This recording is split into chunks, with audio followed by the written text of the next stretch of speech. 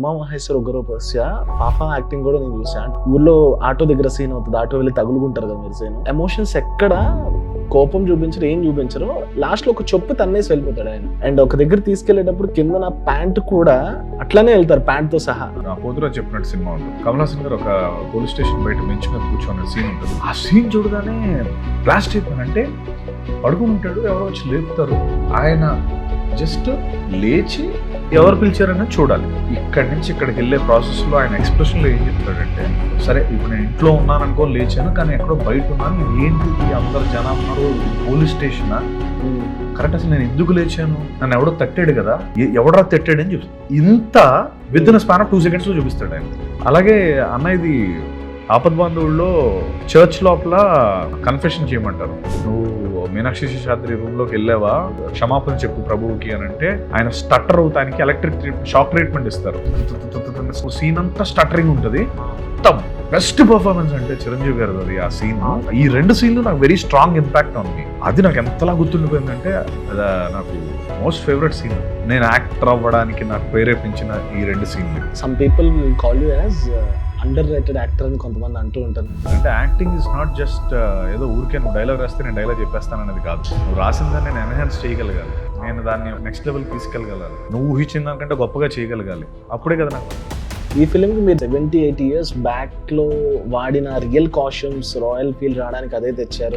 ఏమన్నా మామూలుగానే చేసేయచ్చు కదా అంటే, ఇట్స్ రూట్ లెవెల్లో చాలా బేసిక్ స్టోరీ. ఇంత పెద్ద సినిమా నుంచి ఒక చంక్ తీసి నేను నీకు తినిపించాలంటే బెస్ట్ పీసే తినిపించాలి కదా, లేకపోతే నువ్వు మిగతా డిష్ అంతా నువ్వు తినవు కదా. సో ఆ బెస్ట్ పీస్ ఏంటనేది.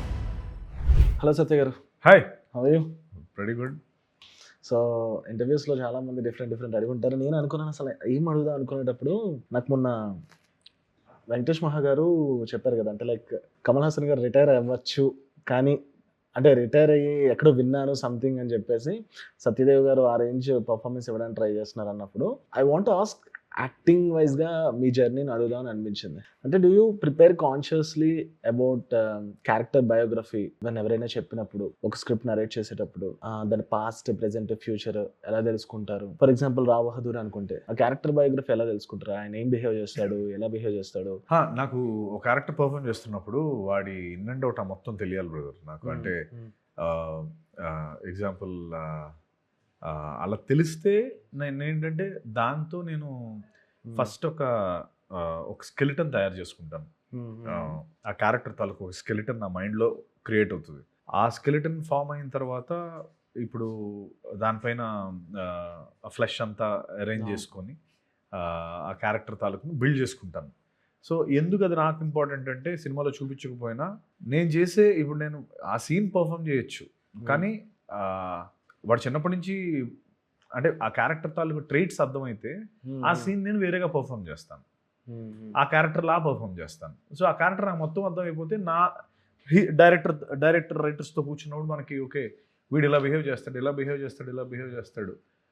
అంటే వాడు ఎందుకు ఇలా బిహేవ్ చేస్తాడు, వాడికైనా స్ట్రాంగ్, వాడి చైల్డ్హుడ్లో ఏమైనా జరిగిందా, వాడేమైనా లవ్ ఫెయిల్యూరా, వాడికి ఎందుకు, వాడి ప్రాబ్లం ఏంటి లైఫ్లో, లేకపోతే వాడు ఆనందంగా ఉంటే వాడి అప్బ్రింగింగ్ ఏంటి, ఇవన్నీ తెలిస్తే దాని ప్రకారం నా హిస్టానిక్స్ కానీ నేను డీల్ చేసే ఆ సీన్ని డీల్ చేసే విధానం కానీ మారిపోతుంది. అవన్నీ నాకు చాలా హెల్ప్ అవుతాయి. సో ఆ బయాలజీ మొత్తం అర్థం చేసుకొని వాడి బాడీ అందులోంచి కొన్ని క్రియేట్ అవుతాయి, బాడీ లాంగ్వేజ్ క్రియేట్ అవుతుంది, డైలాగ్స్ మాడ్యులేషన్ క్రియేట్ అవుతుంది, ఎక్స్ప్రెషన్స్ క్రియేట్ అవుతాయి. అంటే ఎవరి కాల్ ఇది, లైక్ ఇప్పుడు టీజర్లో చూస్తే హ్యాండ్ ఒకవైపు ఇలా పెట్టుకుని ఉన్నారు, అంటే లైక్ బ్యాక్గ్రౌండ్ స్టోరీ ఉండొచ్చేమో, బ్యాక్ అండ్ స్టోరీ, బట్ అలాంటి చిన్న మైన్యూట్ థింగ్స్ ఎవరి రియాక్షన్స్? మహానే అయ్యో ఫస్ట్ నుంచి దీనికి చాలా తను ముందు రాసుకున్నప్పటి నుంచి ఇలా ఛాతీ పైన చేపెట్టుకొని చాలా ప్రైడ్ అనమాట అది. Okay okay okay it's pride of నేను రావ్ అనే రాయల్ ఫ్యామిలీ నుంచి వచ్చానని ఒక ప్రైడ్ చూపించడానికి, సిగ్నిఫై చేయడానికి. దానికి ఒక బ్యాక్ స్టోరీ, చిన్న స్టోరీ ఉంటుంది, లాజిక్ ఉంటుంది, ఎందుకు అలా పెట్టుకుంటాడు, అది పెట్టుకోవడం వల్ల ఏంటి, ఎవ్రీథింగ్.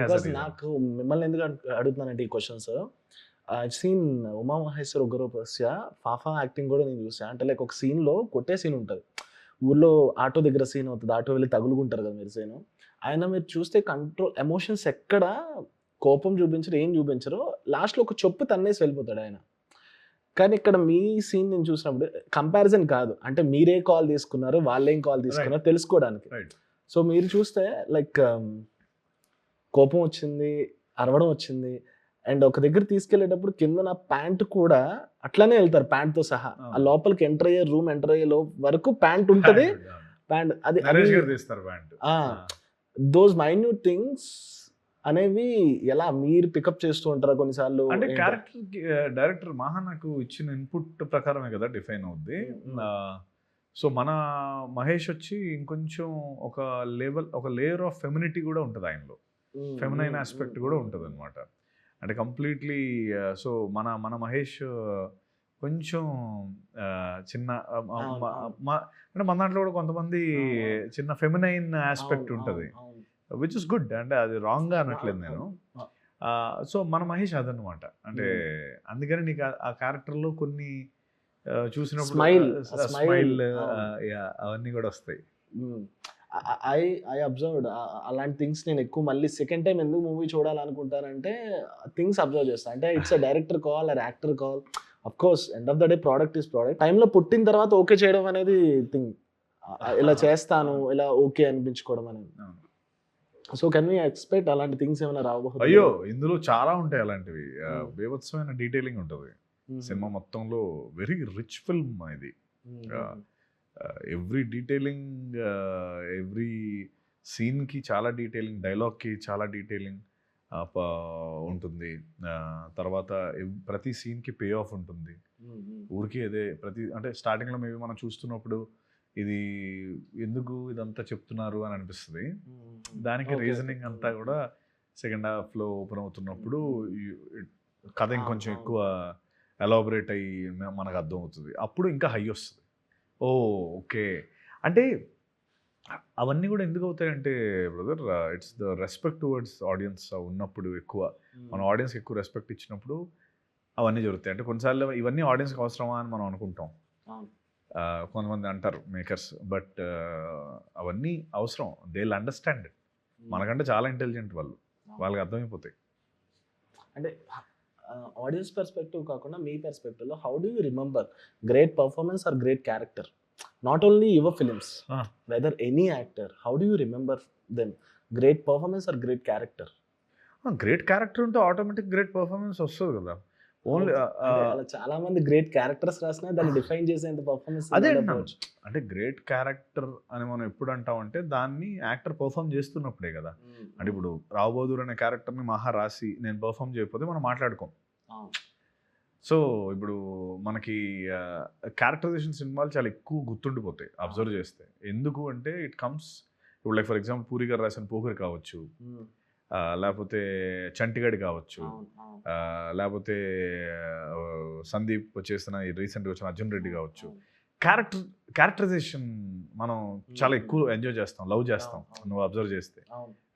సో ఇప్పుడు రామప్ప కూడా అలాంటి ఒక క్యారెక్టర్ బేస్డ్ వర్డ్. అంటే వాడిని మనం గుర్తుపెట్టుకుంటాం. అది comes from strong writing.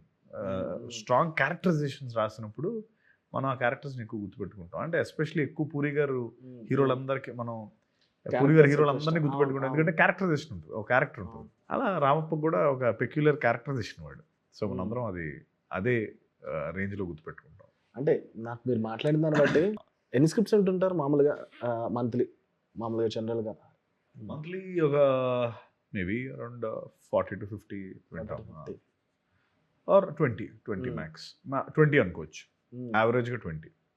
So మీరు క్యారెక్టరైజేషన్ కోసం ఎక్కువ పిచ్ చేసిన ఫిల్మ్స్ ఉన్నాయా? అంటే లైక్ మీరు ఇప్పుడు చెప్పిన ఏవైతే ఫిల్మ్ నేమ్స్ ఉన్నాయో సో అందులో పర్ఫార్మెన్స్ ఎక్స్ట్రాక్ట్ చేయడానికి మోర్ ఉంటుంది. అంటే మిగతా సీన్ బేస్డ్ కాకుండా క్యారెక్టర్ బేస్డ్ సీన్స్ వచ్చేది పర్ఫార్మెన్స్ ఎక్స్ట్రాక్ట్ చేయడానికి ఎక్కువ ఉంటుంది కదా. అట్లా ఏమైనా మీరు స్క్రిప్ట్స్ కోసం ఎదురు చూసిన రోజులు ఉన్నాయా? అలా ఏం లేదు. అంటే ఓన్లీ క్యారెక్టరైజేషన్ ఉంటే కథ లేకపోతే అసలు పనిచేయదు. రెండు it's like it should be a combination. ఆడ క్యారెక్టరైజేషన్ వల్ల కథ నడవాలి, కథ నడకపోతే ఇంకా క్యారెక్టరైజేషన్ రాసి కూడా వేస్ట్ కదా. అలా అంటే రెండు కాంబినేషన్లో ఉన్నప్పుడే మనకు ఎక్సైట్ అవుతాం. అలా ఉంటే ఎవడో వదలరు, గ్యారంటీ మనం చేస్తాం, అసలు వదిలే ఛాన్సే లేదు. ఓకే.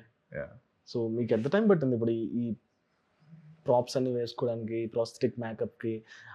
అది ఫస్ట్ డే ఓకే ఎగ్జైటింగ్ ఉంటుంది, 2-3 డేస్ ఎగ్జైటింగ్ ఉంటుంది, కానీ ఎవ్రీ డే ఒక 60 డేస్ ఫిల్మ్ చేస్తే 60 డేస్లో మీకు వచ్చిన డేట్స్ అన్నింటిలో వేసుకుంటూ సేమ్ ఎనర్జీ మెయింటైన్ చేయాలి, సేమ్ ఎక్స్ప్రెషన్ మెయింటైన్ చేయాలి. అవును చెయ్యాలి మరి, అందుకే కదా మనం ఉన్నది.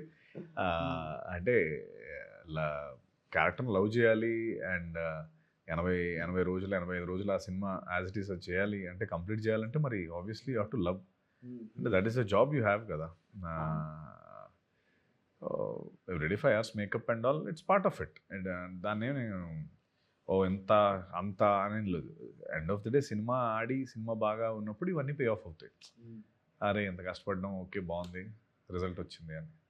అంటే can you describe me performance better అయింది వెన్ యూ స్టాప్డ్ యాక్టింగ్ అన్న సిచ్యువేషన్ ఎప్పుడైనా ఉందా?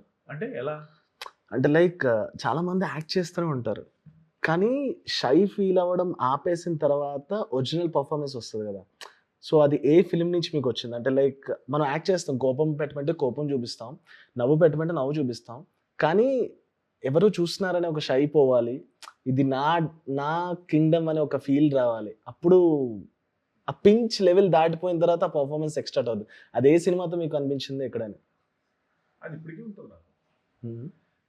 ఉంటుంది ఇప్పటికీ కొన్నిసార్లు. ఎందుకంటే నేను థియేటర్ బ్యాక్గ్రౌండ్ నుంచి రాలేదు, నాకు థియేటర్ కాదు, సో నాకు ఇప్పటికీ సిగ్గుంటుంది.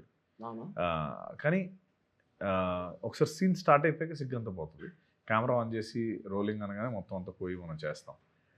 ఏ సినిమా నుంచి అంటే maybe over the period of time మెల్లగా అది పోతూ వచ్చింది. ముందు ఆబ్వియస్లీ ఎక్కువ సిగ్గు ఉండేది, ఎందుకంటే అదే అంటున్నాను కదా, మనం పబ్లిక్ మనం ఏమి థియేటర్ అనుకోండి, థియేటర్లో అదొక ప్రాసెస్.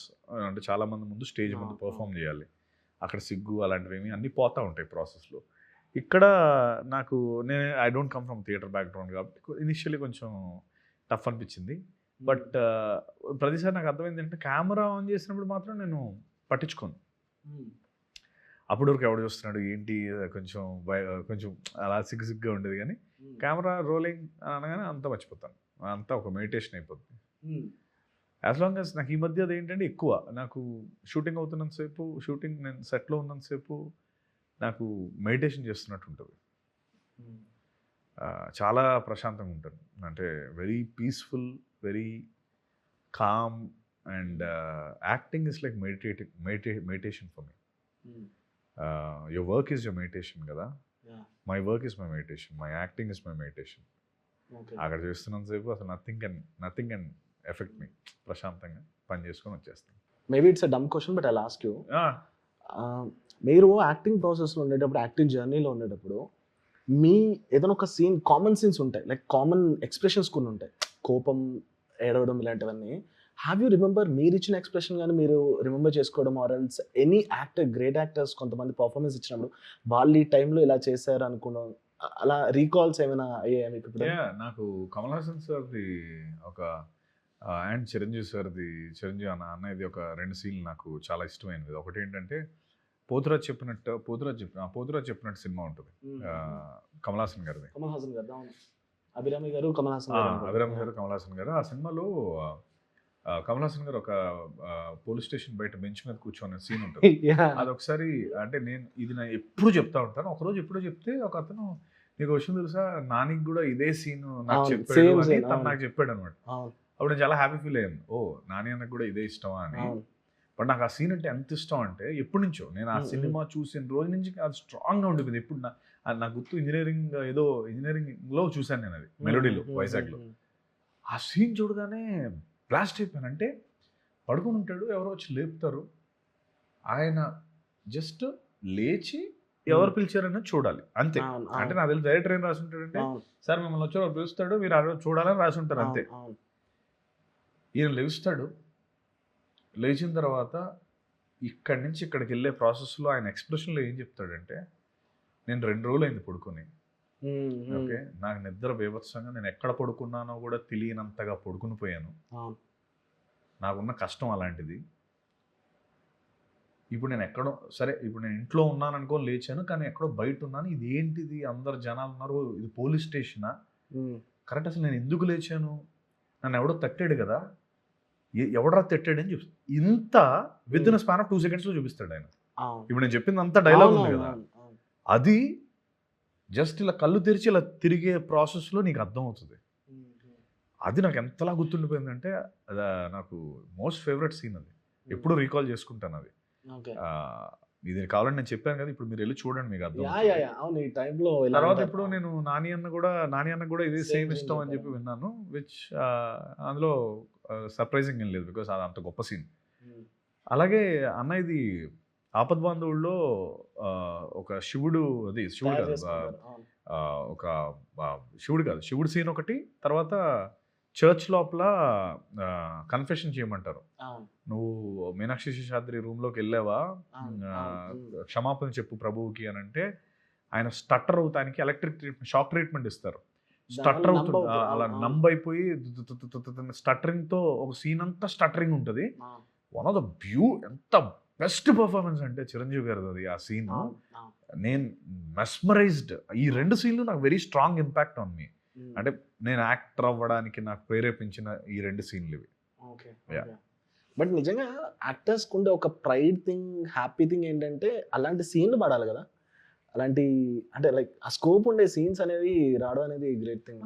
అంటే అది obviously credit goes to directors. అంత గొప్ప సెటప్, అంత గొప్ప సీన్ రాయగలిగితే పర్ఫామ్ చేసే యాక్టర్స్ ఉన్నప్పుడు పర్ఫామ్ చేస్తారు. క్రెడిట్ ఇద్దరిది కూడా. అంటే కొన్నిసార్లు ఇప్పుడు విన్నట్టు జస్ట్ ఈ సీన్లో నువ్వు తడబడుతూ డైలాగ్ చెప్పాలని మాత్రమే చెప్తారు తప్ప ఎలా చేయాలో చెప్పరు. కమల్ హాసన్ గారికి కూడా ఇక్కడి నుంచి ఇక్కడ ఇలా తిరిగితే చాలని చెప్పుంటారు. But what the actor brings to the table is what's important, right? అంటే ఇప్పుడు నాకు కూడా ఓ సీన్ నార్మల్గా అనిపించవచ్చు, బట్ నేను దాన్ని అనాలిసిస్ చేసుకొని నేను చేసే సీన్ బట్టి సీన్ వాల్యూ కూడా పెరుగుతుంది.